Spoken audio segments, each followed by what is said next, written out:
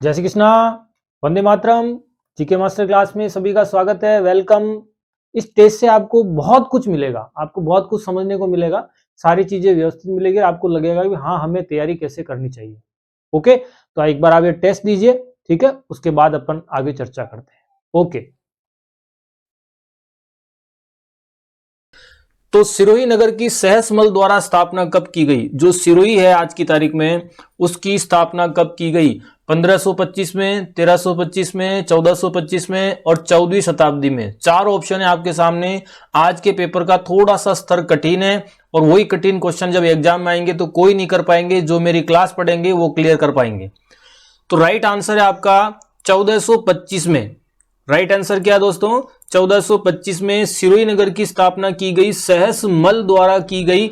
और शताब्दी पूछ ले तो 15वीं शताब्दी आपका आंसर जाना चाहिए। ठीक है।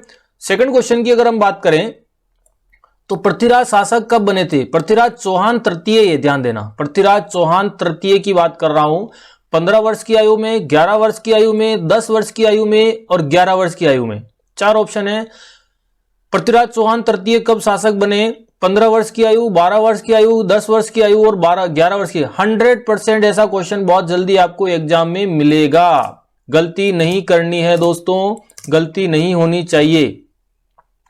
राइट आंसर बताएं। राइट आंसर है 11 वर्ष की आयु में ये पृथ्वीराज चौहान जो है शासक बने थे। थर्ड क्वेश्चन की बात करें हम लोग, चौहानों का वह शासक जिसके सिक्कों पर लक्ष्मी जी का चित्र मिलता है, अंकन मिलता है। रट लो भैया दोस्तों ऐसे क्वेश्चन। चौहानों का वह शासक जिसने सिक्कों पर लक्ष्मी जी का अंकन मिलता है। चार ऑप्शन है, विग्रहराज चतुर्थ, गोविंदराज, पृथ्वीराज तृतीय और अजय राज। सामने आपके चार ऑप्शन है। राइट आंसर है पृथ्वीराज चौहान तृतीय के सिक्कों पर लक्ष्मी जी का चित्र बना हुआ है। तो एग्जाम में आ जाए तो ध्यान रखना। अच्छा, एक चीज और बता देता हूं, एक्स्ट्रा चीज अगर आप जानना चाहो तो पृथ्वीराज चौहान तृतीय की मृत्यु के बारे में अलग अलग इतिहासकारों ने अलग अलग अपने अपने इतिहास में अलग अलग धारणाएं, अलग अलग विचार दिए हैं। कुछ इतिहासकार कहते हैं कि पृथ्वीराज चौहान की मृत्यु तराइन के युद्ध में ही हो गई थी। कुछ इतिहासकार कहते हैं कि मोहम्मद गोरी उनको पकड़ के साथ में ले गया और वहां पर शब्द भेदी बाण से जो है उनकी मृत्यु हुई, ऐसा चंद्रवरदाई बोलता है। लेकिन जो वास्तविक प्रमाणित जो होता है वो ये होता है कि पृथ्वीराज चौहान के जो सिक्के मिले हैं, कुछ सिक्कों पर मोहम्मद गोरी का नाम और एक तरफ पृथ्वीराज का नाम मिलता है और मोहम्मद गोरी की जगह मोहम्मद बिन साम लिखा हुआ है, मोहम्मद बिन साम, जिससे पता चलता है कि पृथ्वीराज चौहान ने मोहम्मद गोरी की अधीनता स्वीकार की थी और वो उस मोहम्मद गोरी के सिक्के फिर अपने रियासत में, राज्य में चलाए थे, ऐसा इतिहासकार बोलते हैं। तो अलग अलग बातें हैं। तो ये पृथ्वीराज चौहान तृतीय के सिक्कों पर मोहम्मद गोरी का नाम भी मिलता है, ध्यान देना, गलती नहीं करनी है। तोप गर्भ गुंजन राजस्थान के कौन से किले में रखी हुई है? बूंदी का किला, जयगढ़ का किला, रणथंभौर का किला, लालगढ़ दुर्ग। तोप गर्भ गुंजन जो है कौन से किले में रखी हुई है? राइट आंसर है बूंदी का किला। कौन सा है? बूंदी का किला, जिसको तारागढ़ दुर्ग भी बोलते हैं। तो गलती नहीं होनी चाहिए दोस्तों। अगले क्वेश्चन की बात करें, परमार कालीन कीर्ति स्तंभ राजस्थान के कौन से किले में है? परमार कालीन कीर्ति स्तंभ पूछा है दोस्तों, न तो विजय स्तंभ पूछा, न जैन कीर्ति स्तंभ पूछा है। राजस्थान में हम स्तंभों के बारे में 3-4 स्तंभ पढ़ते हैं, वो मैं आपको एक ही क्लास में कवर करा दूंगा बहुत जल्दी। परमार कालीन कीर्ति स्तंभ राजस्थान में कहां पर है? चित्तौड़ दुर्ग, रणकपुर, जालोर दुर्ग, कुंभलगढ़ दुर्ग। राइट आंसर है जालोर दुर्ग में परमार कालीन कीर्ति स्तंभ बना हुआ है। ओके, ये चित्तौड़ के कीर्ति स्तंभ और विजय स्तंभ और बयाना के विजय स्तंभ से कोई लेना देना नहीं है, ये अलग है। अगला क्वेश्चन, सुजान गंगा नहर किस किले में स्थित है? कौन से किले का निर्माण करवाया गया था तब सुजान गंगा नहर बनवाई गई थी? उस किले के चारों तरफ पानी भरने के लिए, ठीक है, खाई बना करके। जोधपुर दुर्ग, भरतपुर दुर्ग, बूंदी का किला, बटनेर का किला। राइट आंसर है भरतपुर का किला, जिसको लोहागढ़ का किला भी कहते हैं। इसका निर्माण 1733 में 1733 में पुराने टूटे फूटे गढ़ की जगह सूरजमल जाट द्वारा एक किला बनवाया गया, जिसको लोहागढ़ किला या भरतपुर का किला बोलते हैं। और मोती झील से सुजान गंगा नहर बनवाई गई और किले के चारों तरफ दोस्तों ध्यान दें, किले के चारों तरफ एक नहर का निर्माण, वो खाई बनवाई गई जिसमें पानी भरा गया था। तो ध्यान देवें तो ये क्वेश्चन शानदार बनता है। और राजस्थान में ये दुर्ग जो है पारीख दुर्ग की श्रेणी में आता है। पारीख है, जिसके चारों तरफ खाई हो। पारीख के पीछे खे आ रहा है और खाई में खे आ रहा है, कभी कंफ्यूज नहीं होना है दोस्तों, तो इस बात का भी आप लोगों को ध्यान देना है। अगला क्वेश्चन, बाघ सिंह की छतरी राजस्थान में किस किले में बनी हुई है? कुंभलगढ़ दुर्ग में, अचलगढ़ में, जालोर दुर्ग में, चित्तौड़ दुर्ग में। बाघ सिंह की छतरी, अच्छा क्वेश्चन बनेगा ये। बाघ सिंह जी बहुत हाईलाइट रहे थे जब युद्ध हुआ था, साका हुआ था, तब की बात है। राइट आंसर है चित्तौड़ दुर्ग में बाघ सिंह जी की छतरी बनी हुई है। अब आप मेरी बात ध्यान से सुन ले, मैं थोड़ा सा एक्स्ट्रा लाइन बताने जा रहा हूं दोस्तों। जो बाघ सिंह जी थे, ये चित्तौड़ का दूसरा शाखा हुआ था मार्च 1535 में, 1535 में जो दूसरा शाखा हुआ था। और गुजरात के शासक बहादुर शाह ने जब चित्तौड़ पे यानी मेवाड़ पे आक्रमण किया, तो यहां उस समय मेवाड़ की शासिका थी, वो थी हाड़ी रानी कर्मावती, क्योंकि उनका पुत्र शासक था विक्रमादित्य जो छोटे थे। तो हाड़ी रानी कर्मावती ने जबरदस्त संघर्ष किया और हाड़ी रानी कर्मावती ने बाद में जौहर किया। और बाघ सिंह रावत देवलिया ठिकाना प्रतापगढ़ के थे और इन्होंने जो है हाड़ी रानी कर्मावती का साथ दिया था, जबरदस्त युद्ध किया, तो ये वीर गति को प्राप्त हुए थे। तो इनकी छतरी यहां पर बनी हुई है और बाघ सिंह रावत का संबंध देवलिया ठिकाना प्रतापगढ़ से था। क्या एग्जाम में आ जाए तो कर लोगे दोस्तों? बिल्कुल करना पड़ेगा। ओके, जूनागढ़ दुर्ग में उत्कीर्ण राय सिंह प्रशस्ति के रचयिता कौन है? जूनागढ़ दुर्ग में उत्कीर्ण राय सिंह प्रशस्ति के रचयिता कौन है? गुणभद्र, कृष्ण भट्ट, जयिता, महेश भट्ट। चार ऑप्शन आपके सामने लिख रखे हैं, गुणभद्र, कृष्ण भट्ट, जयिता और महेश भट्ट। राइट आंसर है जयिता जैन मुनि। कौन थे? जयिता जैन मुनि जूनागढ़ प्रशस्ति के रचयिता हैं। अच्छा क्वेश्चन बनता है दोस्तों। एक चीज और आप ध्यान देवें, जूनागढ़ प्रशस्ति का समय पूछा जाता है, कहां लगी हुई है और इसके और क्या क्या नाम है, और क्या क्या नाम है, ध्यान देना। तो अब सुने मेरी बात कि जूनागढ़ प्रशस्ति का जो समय है वो है 1594 ईस्वी में जूनागढ़ प्रशस्ति लिखवाई गई। बीकानेर के शासक महाराजा राय सिंह द्वारा लिखाई गई। दो क्वेश्चन हो गए। तीसरे क्वेश्चन की बात करें जूनागढ़ प्रशस्ति की, तो इसे राय सिंह प्रशस्ति भी कहते हैं, इसे बीकानेर प्रशस्ति भी कहते हैं। तो एग्जाम में आ जावे तो गलती नहीं होनी चाहिए। ओके, नेक्स्ट, परवन नदी के किनारे कौन से किले बने हुए हैं? जलदुर्ग की श्रेणी में नहीं आते हैं, किनारे बने हुए, बीच में नहीं बने हुए। परवन नदी के किनारे कौन से दुर्ग बने हुए दोस्तों बताएं? शेरगढ़ का किला, शाहबादगढ़ का किला, 1 व 2 दोनों, और भैंसोड़गढ़ का किला। चार ऑप्शन है आपके पास। राइट आंसर है 1 व 2 दोनों। शेरगढ़ का किला और शाहबादगढ़ का किला दोनों 12 जिले में आते हैं। कहां पर आते हैं? 12 जिले में, और ये परवन नदी के किनारे। कुछ दोस्तों के दिमाग में एक और बात घूम रही होगी, सर एक शेरगढ़ का किला तो धौलपुर में भी है साहब। तो बिल्कुल राइट आंसर है। अब आप एक्स्ट्रा चीज भी सुन लो, शेरगढ़ के किले जिस प्रकार तारागढ़ के किले राजस्थान में 2 हैं, उसी प्रकार शेरगढ़ के किले भी राजस्थान में 2 हैं। गलती नहीं करनी है। एक शेरगढ़ का किला वो 12 में है, वो परवन नदी के किनारे है, जिसका हमने इस प्रश्न में जिक्र किया है। और दूसरा शेरगढ़ का किला वो धौलपुर में है, वो चंबल नदी के किनारे हैं, और ये है परवन नदी के किनारे। आशा करता हूं एग्जाम में आएगा तो आप गलती नहीं करोगे। अपने अगले क्वेश्चन की अगर हम बात करें तो अगला क्वेश्चन है सुमेलित कीजिए। ठीक है, एग्जाम में बिल्कुल अगर आपके प्रश्न आवे सुमेलित कीजिए तो आवे तो कीजिए, नहीं आवे तो मचक मचक कीजिए। इसके अलावा हमारे पास कोई ऑप्शन नहीं होगा। ठीक है, तो अच्छे से तैयारी करके जाएं तो बाद में मचक मचक नहीं करना पड़ेगा। सुमेलित कीजिए यानी कि कौन सा दुर्ग कौन सी पहाड़ी पर बना हुआ है। अच्छा क्वेश्चन है, ऐसा क्वेश्चन आएगा तो गारंटी है लोग वास्तव में मचक मचक करेंगे। बयाना का किला, अजय मेरू का किला, कौन सा किला? अजय मेरू। ठीक है ना, जालोर दुर्ग और सोजत दुर्ग, 4 किले हैं। ठीक है ना, ध्यान देवें, चारों किलों का क्वेश्चन आता है 100%। तो पहली बात तो हम बात करें बयाना दुर्ग कहां पर है, ठीक है, सामने पहाड़ियां लिखी हुई है। तो बयाना दुर्ग ध्यान देवे, अच्छा क्वेश्चन बनता है। तो बयाना दुर्ग जो बना हुआ है वो दमदमा या मानी पहाड़ी पर ही बना हुआ है। तो ग्रीन का ग्रीन हो गया। अब एक्स्ट्रा क्वेश्चन भी याद करना चाहें तो कर सकते हैं कि ये बयाना दुर्ग कहां पर है, भरतपुर जिले में है। कहां पर है, बयाना तहसील है, भरतपुर में है। एक क्वेश्चन और बता दूं दोस्तों, तो सुन ले में आप मेरे से। जो बयाना दुर्ग है इसका नाम है विजय मंदिर गढ़ भी कहा जाता है। इसको क्या कहा जाता है, विजय मंदिर गढ़ भी कहा जाता है, गलती नहीं होनी चाहिए।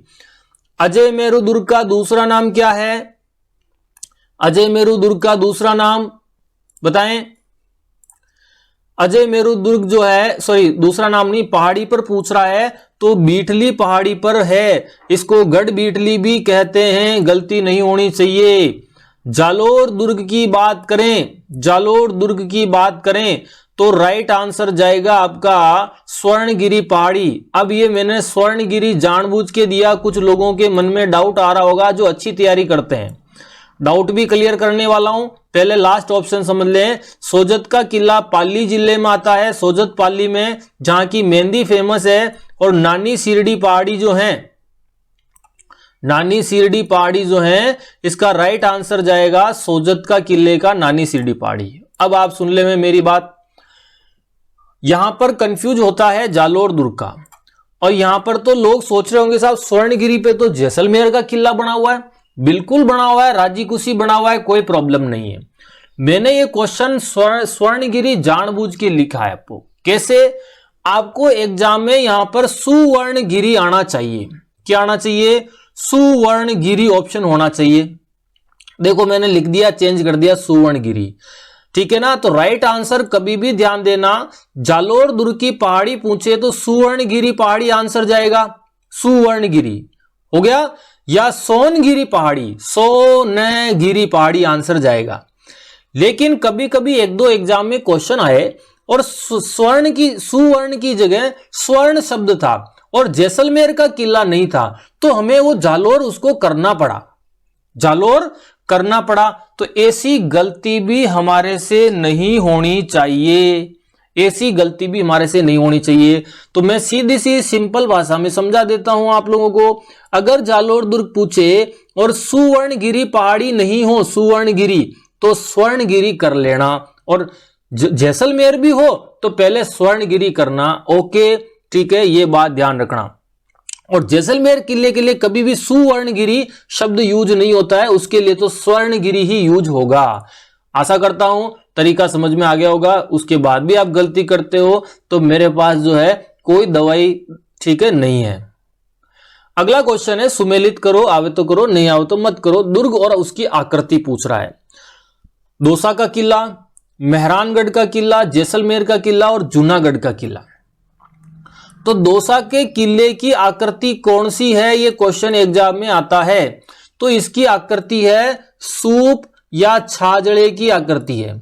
सूप या छाजड़ा, जिसको गेहूं अनाज छानने का छाजड़ा आता है लकड़ी का, फिर भी अगर किसी को आइडिया नहीं हो तो सूप की आकृति का मतलब, सूप जानते हो, जैसे वो घरों में कचरा इकट्ठा करने का एक प्लास्टिक का आता है ना, कचरा भरने का, वो सूप जैसी आकृति होती है। तो सूप या छाजड़े की आकृति का है। अगला है मेहरानगढ़ दुर्ग, इसकी आकृति आपसे पूछे तो राइट आंसर जाएगा मयूराकृति। अगला क्वेश्चन है जैसलमेर दुर्ग की आकृति पूछ ले आपसे, किसकी, जैसलमेर दुर्ग की, तो राइट आंसर जाएगा आपका, ठीक है, त्रिकूटाकृति। कौन सी है, त्रिकूटाकृति आंसर जाएगा। अगला अगर जूनागढ़, जो बीकानेर का किला भी बोला जाता है उसको, जूनागढ़ दुर्ग का दूसरा नाम कौन सा है, बीकानेर का किला, तो राइट आंसर है चतुर्भुजाकृति आंसर जाएगा।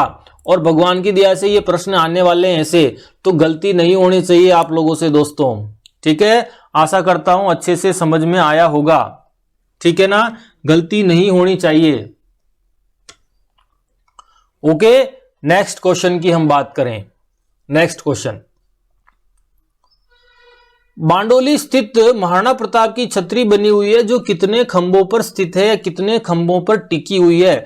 बांडोली जो है उदयपुर जिले में आता है, गलती नहीं करनी है, वहां एग्जाम में हमें बांडा नहीं होना है, ठीक है, तो ध्यान दे। वहां तो राइट आंसर है तो आठ जो है खंभों की महाराणा प्रताप की छतरी है। तो हम काय को गलत करेंगे, अच्छे से सही करना है। अब एग्जाम में लोग बांडा और बांडिया कैसे हो गए उसको भी आप मेरी बात से ध्यान से सुन लो। देखो इधर ध्यान दो, एग्जाम में यहां पर बांडोली की जगह, ध्यान से सुन रहे हो क्या? तो सुनो, बांडोली की जगह ये डॉट हटा दिया, ये डॉट, तो बारडोली हो गया। बांडोली की जगह क्या हो गया? बारडोली। और प्रश्न आ गया बारडोली किसके लिए प्रसिद्ध है? बारडोली किसके लिए प्रसिद्ध है? किन प्राचीन मंदिरों के लिए फेमस है? वहां पर 4 ऑप्शन गए थे, जैन मंदिर, शिव मंदिर, विष्णु मंदिर, ऐसे 4 ऑप्शन गए थे।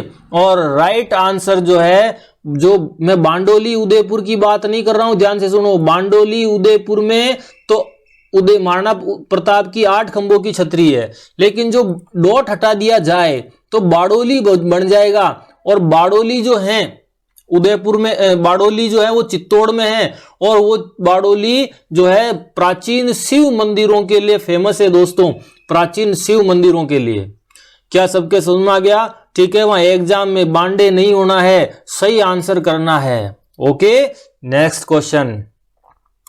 चित्तौड़ के प्रथम साके में अलाउद्दीन खिलजी के साथ कौन सा साहित्यकार था? इतिहासकार कौन था?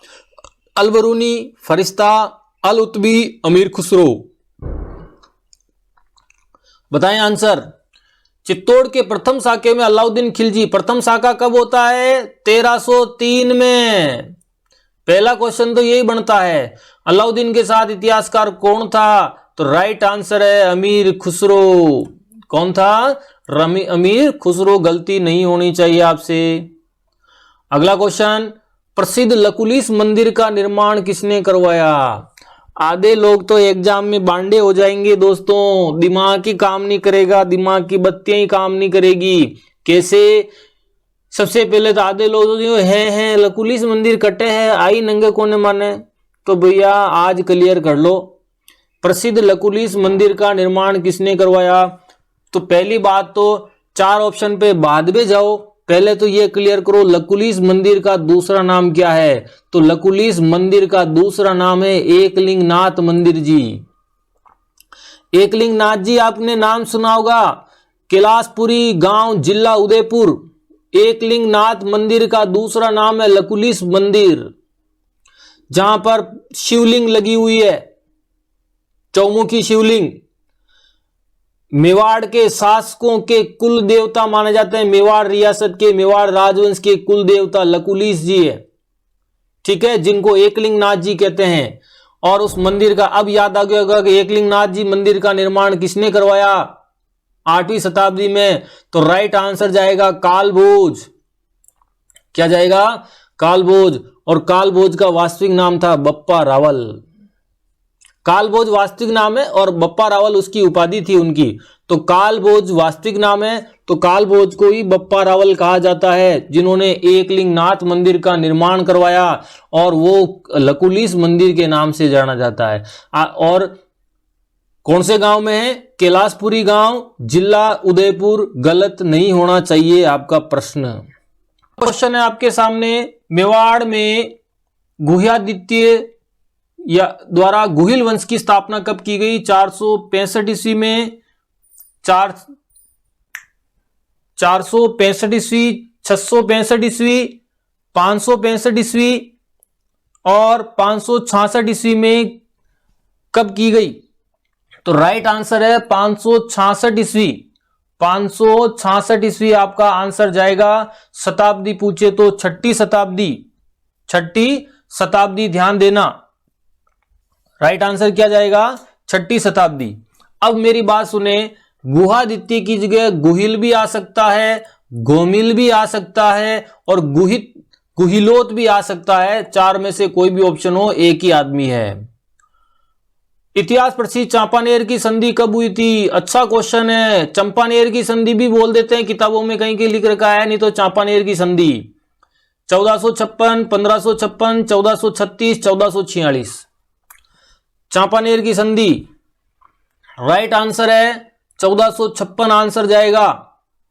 अब आप मेरी बात सुने, ये संधि का क्या मैटर है, क्या चक्कर है, तो सुनो।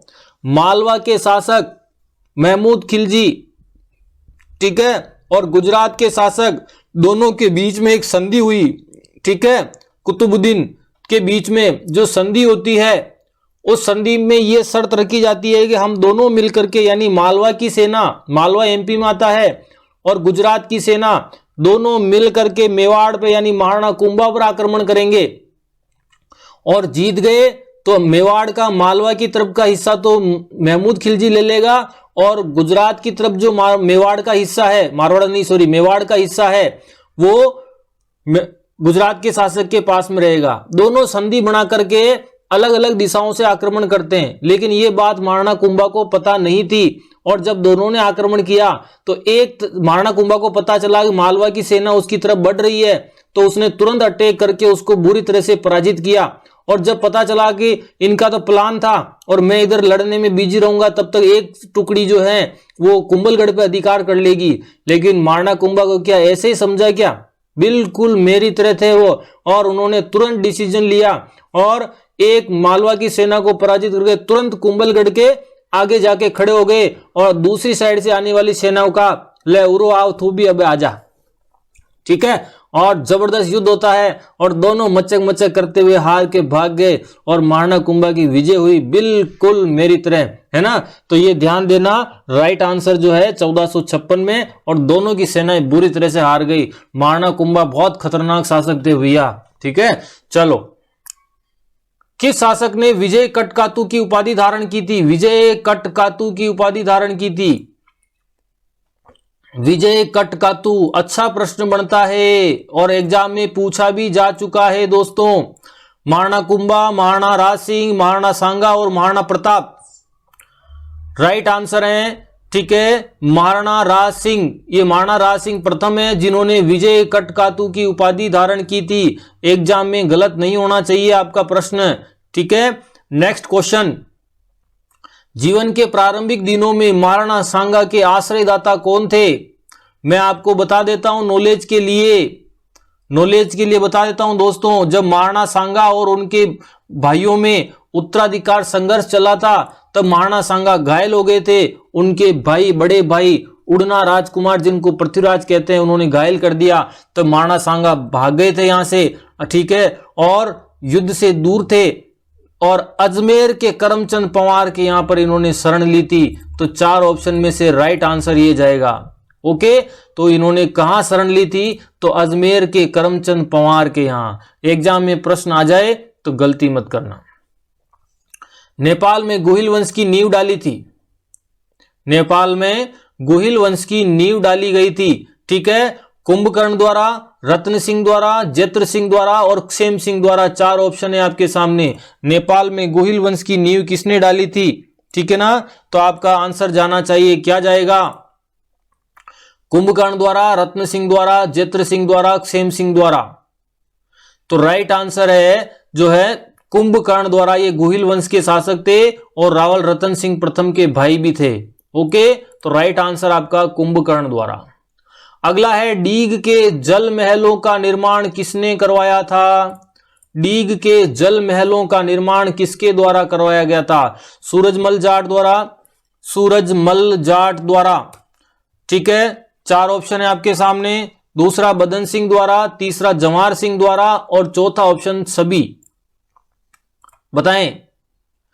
राइट आंसर है सूरजमल जाट द्वारा डीग के महलों का निर्माण करवाया गया। दोस्तों अब मेरी बात ध्यान से सुन ले, मैं जो डीग के जल महल हैं, एक्स्ट्रा क्वेश्चन बता रहा हूं, डीग कहां पर आता है? पहला क्वेश्चन है भरतपुर, और दूसरा क्वेश्चन एक्स्ट्रा, डीग को जल महलों की नगरी कहा जाता है। तीसरा क्वेश्चन पूछे कि जल महल कहां पर हैं, तो राइट आंसर जयपुर जाएगा। जल महल तो डीग में भी है, लेकिन इसके साथ में हमेशा डीग लिखा हुआ आता है, और केवल जल महल पूछे तो वो आंसर जाएगा जयपुर। सवाई जय सिंह द्वितीय द्वारा बनवाए गए थे। सूरजमल जाट जो हैं डीग के जल महलों का निर्माण करवाया। लेकिन आप मेरी बात समझना ध्यान से, अच्छे से सुनोगे तो जीवन में कभी कंफ्यूज नहीं होगे। आपसे एग्जाम में ये डीग के जल महल हटा देवे, केवल जल शब्द को हटा देवे, और आपसे एग्जाम में पूछे कि डीग के महलों का निर्माण किसने करवाया, एग्जामिनर जल हटा देवे, और 4 ऑप्शन ये के यही हो। तो बताओ आप क्या करोगे? तो आपका राइट आंसर जाएगा बदन सिंह जाएगा।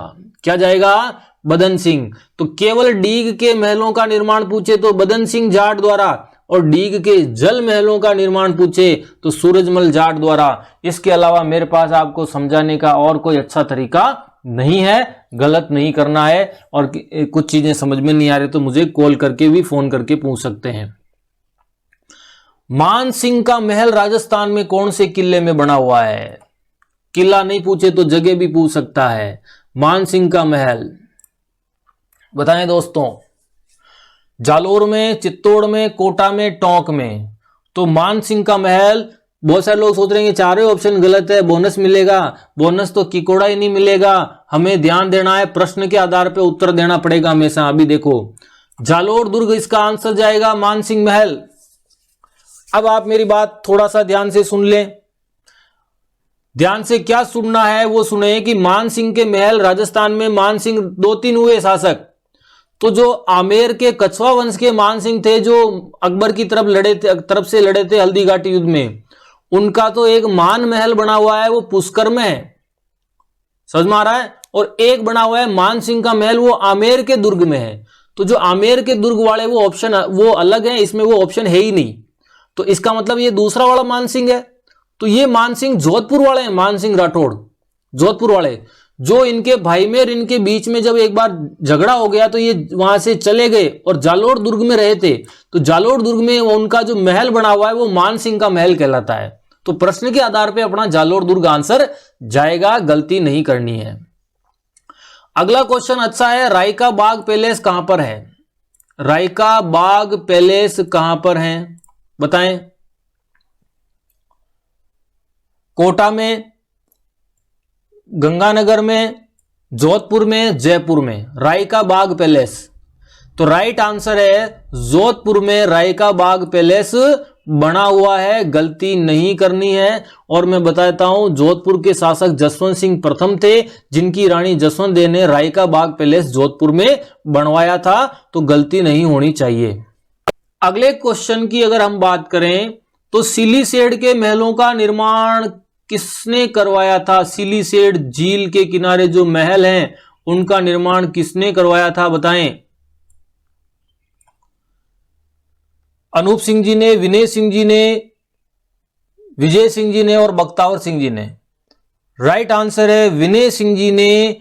ठीक है, अपनी रानी शीला के लिए सिलीसेड के महलों का निर्माण करवाया था, जो सिलीसेड झील के किनारे हैं। आपसे एक और एक्स्ट्रा क्वेश्चन बता देता हूं दोस्तों, सिलीसेड के महल वर्तमान में हेरिटेज होटल के रूप में उपयोग में लिए जा रहे हैं, गलती नहीं होनी चाहिए। हाड़ौती अंचल के हवा महल कहलाने वाले अभेड़ा के महल कहां पर बने हुए हैं? बहुत गजब प्रश्न पूछेगा, और एक बार तो पूछ भी लिया गया है और वहां मचक मचक करके आए, क्योंकि हम ध्यान नहीं देते हैं। हाड़ौती अंचल के हवा महल कहलाने वाले अभेड़ा के महल राजस्थान में कहां पर बने हुए हैं? कोटा में, बूंदी में, बारां में, झालावाड़ में। तो अभेड़ा के महल कोटा में बने हुए हैं। ठीक है, इन्हें हाड़ौती का हवा महल भी कहा जाता है। और अभय सिंह जी हाड़ा के महल हैं, ये किसके हैं? अभय सिंह जी हाड़ा के महल हैं, जिन्हें अभेड़ा के महल कहा जाता है। ओके, नेक्स्ट क्वेश्चन अगला है, रूठी रानी का महल कहां पर बना हुआ है? रूठी रानी का महल कहां पर बना हुआ है? जोधपुर में, अजमेर में, कोटा में, जयपुर में। राइट आंसर है अजमेर में है। अजमेर के तारागढ़ दुर्ग में रूठी रानी का महल बना हुआ है। अगर आपसे अजमेर नहीं आवे तो क्या आंसर करोगे? रूठी रानी का महल, इसका मतलब और भी कोई रूठी रानियां रही होगी जिनके और भी महल बने हुए हैं। तो राइट आंसर है एक अन्य रूठी रानी का महल उदयपुर में है। कहां पर है? उदयपुर में। एक रूठी रानी का महल और भी है, ठीक है, मेनाल में है। ठीक है, आपको ध्यान होगा मेनाल वाला जो क्षेत्र है वहां पर भी रूठी रानी के महल हैं। तो 2-3 जगह रूठी रानियां, पहले राजा महाराजाओं के समय में रानियां बहुत रूठती थी, ठीक है, और वो रूठ के चली जाती थी, फिर बाद में बहुत मुश्किल से राजा उनको मना करके लाते थे। लेकिन क्या करें, वर्तमान का उल्टा सिस्टम है, अब रानियां रूठती नहीं है। ठीक है, उल्टी रानियां कहे रूठनो हुए तो रूठो थे रूठो, मैं न रूठा, इस कैसे। ठीक है ना, मैं ज्यादा इस पे चर्चा नहीं करूंगा, सब लोग जानते होंगे, अच्छी बात है। अगला क्वेश्चन, बालक के जन्म पर गाया जाने वाला लोकगीत कौन सा फेमस है? बच्चे के जन्म पर गाया जाने वाला गीत, जलो गीत, जलाल गीत, बच्चा गीत, जच्चा गीत। 4 ऑप्शन है। बालक के जन्म पर गाया जा, बालक का मतलब शिशु, लड़का भी हो सकती है, लड़की भी हो सकती है। जलो गीत, जलाल गीत, बच्चा गीत, जच्चा गीत। राइट आंसर है जच्चा गीत। राइट आंसर क्या है? जच्चा गीत। अब मेरी बात आप थोड़ा सा ध्यान से भी सुन लेवें, आपकी इच्छा हो तो। हम आपको ध्यान होगा अपने रिश्तेदार के, कोई मिलने वालों के, जब संतान होती है, लड़के या लड़की का जन्म होता है, तो रिश्तेदार फोन करके पूछते हैं कि जच्चा बच्चा कैसे हैं साहब, जच्चा बच्चा कैसे हैं? तो अपन क्या बोलते हैं? हाँ दो ही राजी खुशी हाल हॉस्पिटल में है, बोलते हैं ना जच्चा बच्चा कैसे हैं।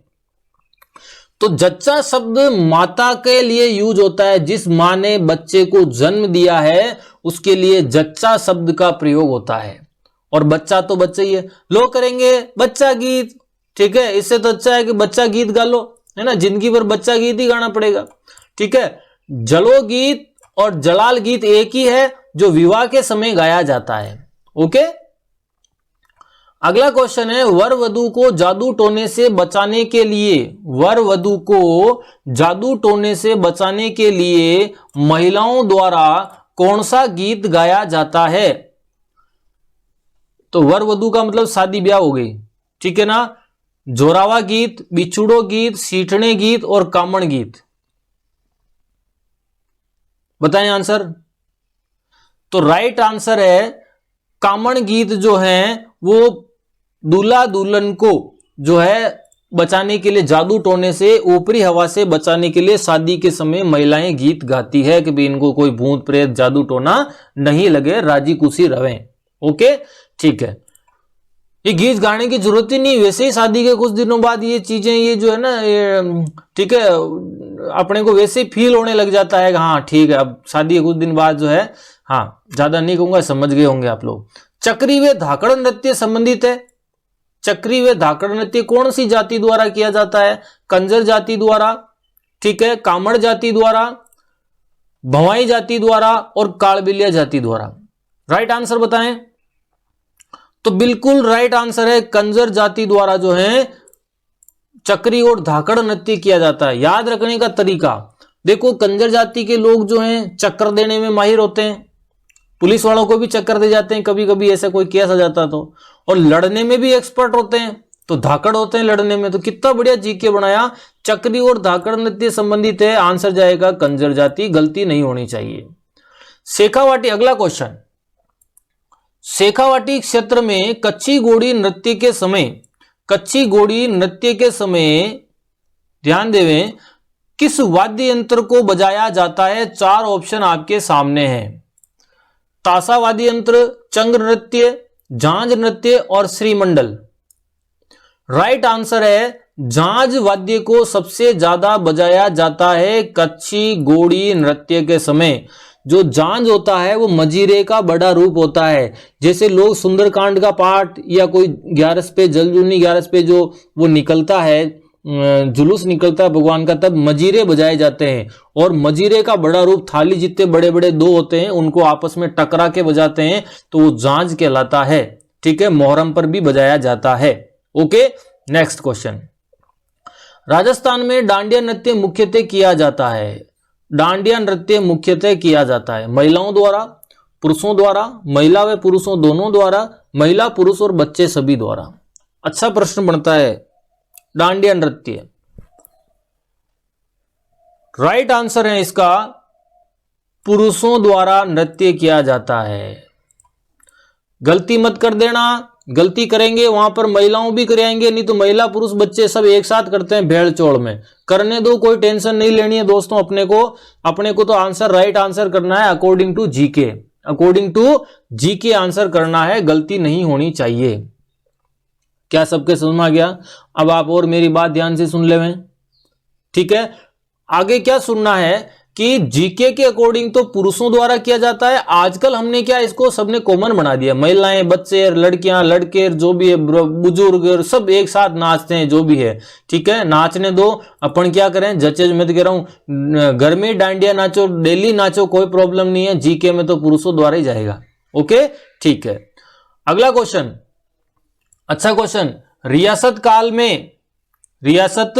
काल में ध्यान से सुने, रियासत काल में उच्च वर्ग द्वारा विवाह के अवसर पर चारण, भाट, ढोली व निम्न वर्ग को दक्षिणा देना कहलाता था। उस जमाने में, ठीक है, अगर आप पढ़ रहे हैं इस जाति विशेष से संबंधित हैं तो अदरवाइज नहीं लें, ये जीके में जो शब्द लिखा हुआ था मैं उन्हीं शब्दों की बात कर रहा हूं, ठीक है ना। तो जो सफाई करने वाले, बजाने वाले, ढोल बजाने वाले, ठीक है, झाड़ू निकालने वाले, खाना बनाने वाले, पानी भरने वाले, जिन लोगों को रखा जाता था, उन लोगों को जो है मुंह मांगा उपहार या दक्षिणा देना क्या कहलाता था? डावरिया प्रथा, नतारा प्रथा, त्याग प्रथा और रियाण प्रथा। तो राइट आंसर है आपका, राइट आंसर क्या जाएगा? त्याग प्रथा आपका आंसर जाएगा। एग्जाम में गलती नहीं करनी है दोस्तों। ओके, अगला क्वेश्चन, वह मापदंड जिसके आधार पर सामंतों व जागीरदारों से राजकीय शुल्कों की वसूली की जाती थी। केवल भैया ध्यान देना, किसानों से, मजदूरों से लगान टैक्स वसूला नहीं जाता था। जो जागीरदार होते थे, सामंत होते थे, उनसे भी कुछ जो है निश्चित लगान लिया जाता था, टैक्स लिया जाता था, जो वो इकट्ठा करते थे। तो रेख, भोग, बिगोड़ी और लाटा प्रथा। तो राइट आंसर है इसका रेख होता था। क्या होता था? रेख होता था। गलती नहीं करनी है एग्जाम में। ओके, ठीक है। भोग क्या होता था? भू राजस्व होता था। बिगोड़ी क्या होती थी? यह भी एक प्रकार से भू राजस्व, लेकिन अनाज की जगह केस यानी पैसे ले, टैक्स के रूप में पैसे लिए जाते थे।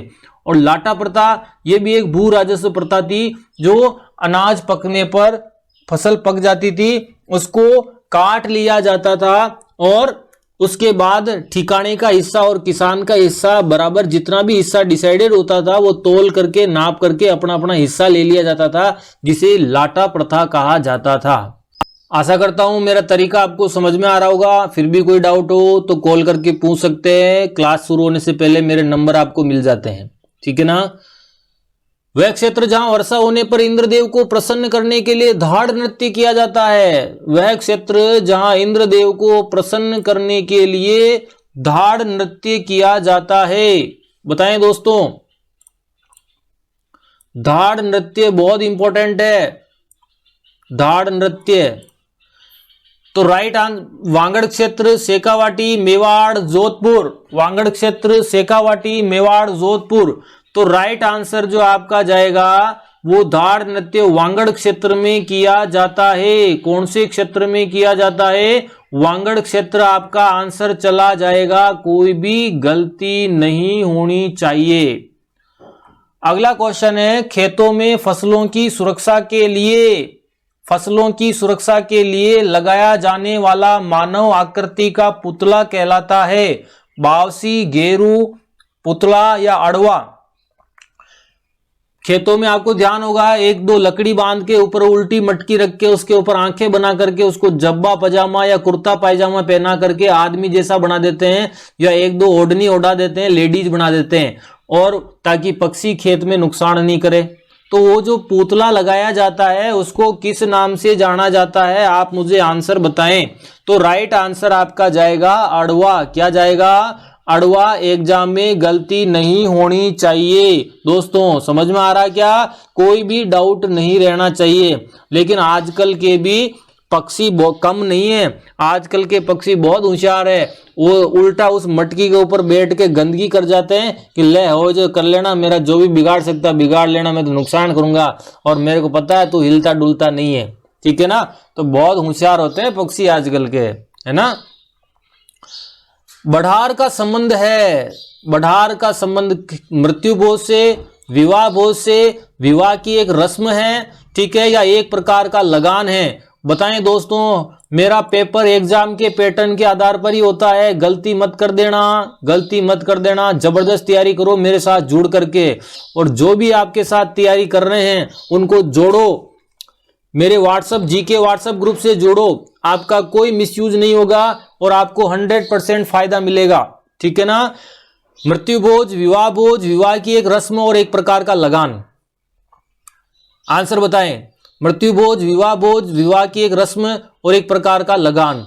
तो ये विवाह भोज होता है, बढ़ार का भोज क्या होता है, विवाह होता है, इस बात का ध्यान देना। ओके, विवाह का भोज होता है, विवाह के बाद जो है ना वो भोजन करवाया जाता है बारातियों को, लड़के पक्ष वाले भोजन करवाते हैं, उसको बढ़ार का भोजन कहा जाता है, गलती नहीं होनी चाहिए। अगला क्वेश्चन है, 16 वर्ष की आयु में ब्रह्मचारी को अपने बाल कटवाने होते थे। ये 16 संस्कार वाला क्वेश्चन है, 16 संस्कार वाला क्वेश्चन है, ध्यान देवें। 16 संस्कार वाला क्वेश्चन है, उसमें 16 वर्ष की आयु में ब्रह्मचारी को अपने बाल कटवाने पड़ते थे। इस संस्कार का कौन सा नाम है? चूड़ा कर्म संस्कार, जड़ूला कर्म संस्कार, समावर्तन संस्कार और गोदान संस्कार। 4 आंसर ऑप्शन है आपके सामने। तो राइट आंसर है इसका गोदान संस्कार कहलाता है। बहुत गलतियां कर रहे हो आप लोग, ध्यान से सुनो। एग्जाम में प्रश्न, भैया चूड़ा कर्म संस्कार को ही जड़ूला कर्म संस्कार कहा जाता है, इधर ध्यान दो। जो बालक के 3 वर्ष और 5वें वर्ष में हम लोग बालक का जड़ूला उतारते हैं, मुंडन संस्कार बोलते हैं जिसको, मुंडन संस्कार, ठीक है। मेले दादोचा की शादी में मुंडन संस्कार में जलूल जलूल पधारियो छा, ऐसा लिखा हुआ आता है आपके मुंडन संस्कार का जो पत्रिका आती है। मेले भतीजे की शादी में जलूल जलूल पधारियो छा, बाई दादाजी, है ना, ठीक है। तो चूड़ा कर्म और जड़ूला संस्कार 3 वर्ष और 5 वर्ष में होता है अकॉर्डिंग टू जीके।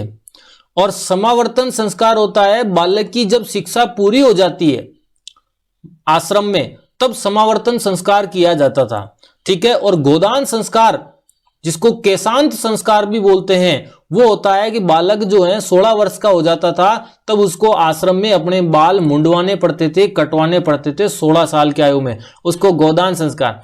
और एग्जाम में आ जावे, पहले ऑप्शन आवे गोदान संस्कार क्या है, और पहले ही ऑप्शन आवे गाय दान देना शादी के समय पंडित जी को, हैं मचक मचक करोगे, सब गलतियां करके आ जाओगे। गाय दान मत दिया ना गोदान संस्कार में, ये ध्यान रखना, ओके, गलती नहीं होनी चाहिए। मेरा थोड़ा पढ़ाने का तरीका अलग है, ठीक है, मेरी भी इंसर्ट मत कर देना, ये तो है ना हंसी मजाक करता है, लेकिन प्रयास पूरा है, आपको जबरदस्त याद करा दूंगा, जीवन में कभी भूलोगे नहीं। अगला क्वेश्चन, बखेरण एक प्रकार की रस्म है जिसका संबंध है, बखेरण क्या है? मृत्यु से संबंधित है, विवाह से संबंधित है, पर्व या त्योहार से संबंधित है, या इनमें से कोई नहीं। राइट आंसर है बखेरण का संबंध मृत्यु से संबंध है।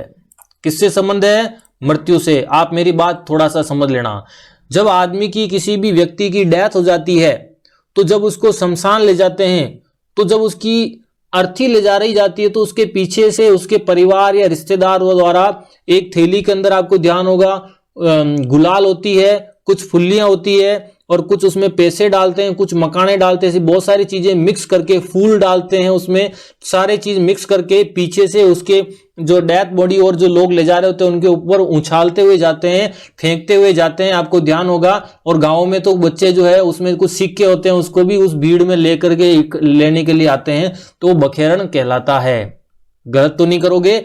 और कुछ ऐसी माताएं भी होती है, गाँव में परंपराएं हैं, जब किसी की डेथ बॉडी को शमशान ले जा रहे हैं तो उनकी माताएं उनके बच्चों को भेजती, जाओ वहां पे जो डेथ बॉडी ले जाने के बाद में वहां पीछे से सिक्के ढूंढ के लाना, कोई एक सिक्का ढूंढ के लाना, तो सिक्का ढूंढ के लाता है, तो उसमें छेद करके बच्चे के गले में भी बांधा जाता है।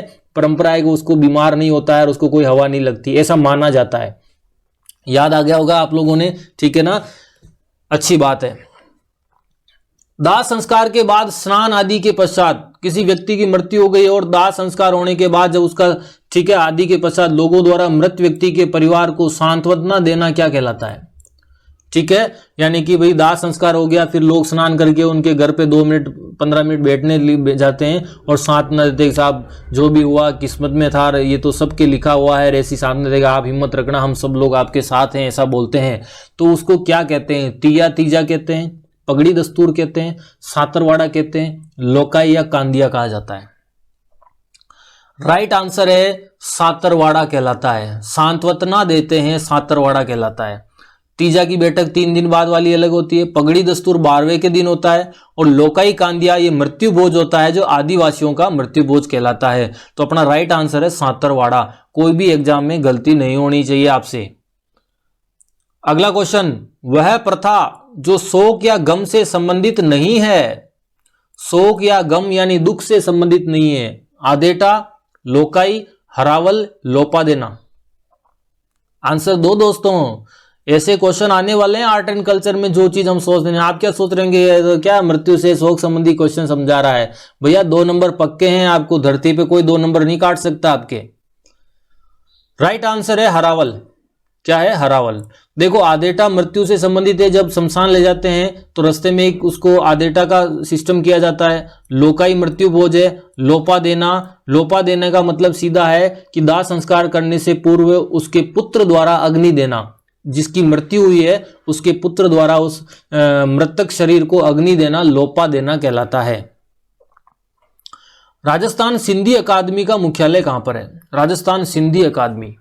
अच्छा क्वेश्चन है, आएगा तो सभी मचक मचक करेंगे बहुत सारे। सिंधी अकादमी जयपुर, बीकानेर, जोधपुर, कोटा। राइट आंसर है सिंधी अकादमी का मुख्यालय राजस्थान में जयपुर में है। गलती नहीं होनी चाहिए। अगला क्वेश्चन, उप सरपंच अपना त्याग पत्र किसको देता है? आप में से कोई सरपंच बने हो, आपके परिवार में कोई सरपंच बने हो तो बताओ। ठीक है, उप सरपंच अपना त्याग पत्र किसको देता है? सरपंच को देता है, सचिव साहब को देता है, खंड अधिकारी को देता है, या प्रधान साहब को देता है? बताओ। राइट आंसर है उप सरपंच अपना त्याग पत्र। बहुत गलतियां कर रहे हैं लोग, कमेंट बॉक्स में भी डाल रहे हैं, मजा नहीं आता है गलतियां करते हो। खंड विकास अधिकारी को अपना त्याग पत्र देता है, गलती मत करना। सचिव साहब को भी नहीं देता है, सरपंच साहब को। खुद सरपंच साहब जो हैं खंड विकास अधिकारी को अपना त्याग पत्र देते हैं। सचिव साहब, सरपंच साहब खुद इसको देते हैं, तो उप सरपंच भी इसी को ही देता है, सरपंच साहब को नहीं देता है। गलती नहीं होनी चाहिए। ओके, अगले क्वेश्चन की बात करें। मदरसा ए हुनरी की स्थापना किस शासक द्वारा की गई? मदरसा ए हुनरी, मदरसा ए हुनरी किस शासक द्वारा स्थापना की गई? महाराजा माधो सिंह, जयपुर महाराजा सवाई प्रताप सिंह, जयपुर नरहरि सवाई राम सिंह, और जयपुर के शासक ईश्वरी सिंह। तो राइट आंसर बताएं मदरसा ए हुनरी। मदरसा ए हुनरी ये एग्जाम के हिसाब से बहुत इंपॉर्टेंट है। जयपुर नरेश सवाई राम सिंह द्वितीय द्वारा, यहां द्वितीय नहीं लिख रखा है, आप द्वितीय मान के चलें क्योंकि राम सिंह जी 2 थे वहां पर। तो मदरसा ए हुनरी की स्थापना, भैया ये मदरसा ए हुनरी तो उर्दू का नाम हो गया, और इसको बोलते हैं, राइट आंसर जो है स्कूल ऑफ आर्ट्स की स्थापना की गई। क्योंकि स्कूल शब्द को उर्दू में मदरसा बोलते हैं, और आर्ट यानी कला को बोलते हैं हुनर। कला को क्या बोलते हैं? हुनर। तो स्कूल ऑफ आर्ट्स को नाम दिया गया मदरसा ए हुनरी। तो गलती मत करना। आंसर कर लोगे एग्जाम में आए, करना ही पड़ेगा, कोई ऑप्शन नहीं है अपने पास। निम्नलिखित को सुमेलित करो, आवे तो करो, नहीं आओ तो मत करो। ठीक है, सुमेलित करना है भैया, सुमेलित करना है। ठीक है, एक तरफ तो संस्थान दे रखा है, दूसरी तरफ स्थान दे रखा है, गलती नहीं होनी चाहिए।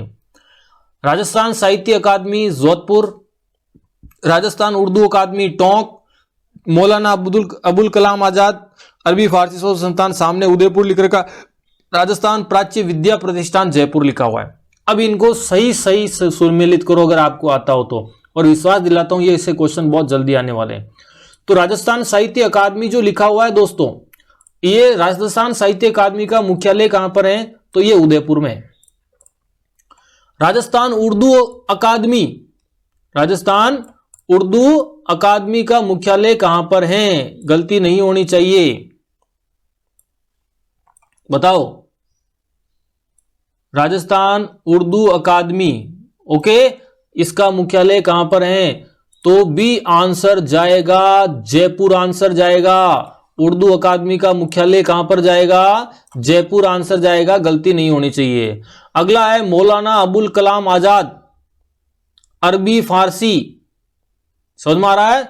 मौलाना अबुल कलाम आजाद अरबी फारसी शोध संस्थान कहां पर है? राजस्थान में।